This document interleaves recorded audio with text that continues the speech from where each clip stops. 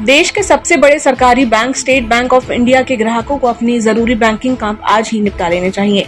23 मई से 28 मई 2026 के बीच बैंक की शाखाएं लगातार 6 दिनों तक बंद रह सकती हैं। इसकी वजह वीकेंड, छुट्टियां, कर्मचारियों की प्रस्तावित 2 दिवसीय हड़ताल और रिजर्व बैंक ऑफ इंडिया द्वारा घोषित बकरीद की छुट्टियां। ऐसे में चेक क्लियरेंस, पासबुक अपडेट, नगद निकासी और अन्य ब्रांच संबंधी सेवाएं प्रभावित हो सकती हैं।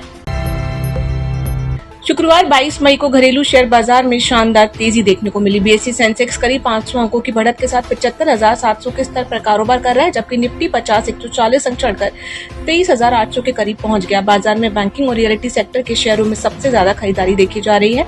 निवेशकों के सकारात्मक रुख से बाजार में मजबूती बनी हुई है।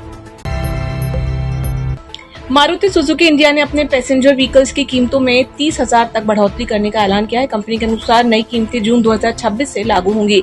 बढ़ती उत्पादन लागत और इनपुट खर्च को देखते हुए फैसला लिया गया है। दूसरी ओर एलन मस्क की कंपनी स्पेस एक्स दुनिया के सबसे बड़े आईपीओ की तैयारी कर रही है।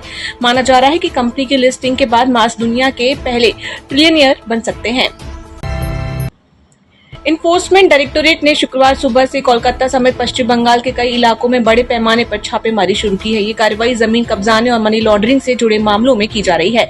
जांच के दायरे में कोलकाता पुलिस के पूर्व डिप्टी कमिश्नर सिन्हा बिस्वास और कथित भूमि माफिया विश्वजीत पौदार उर्फ सोना पप्पू का नाम सामने आया है।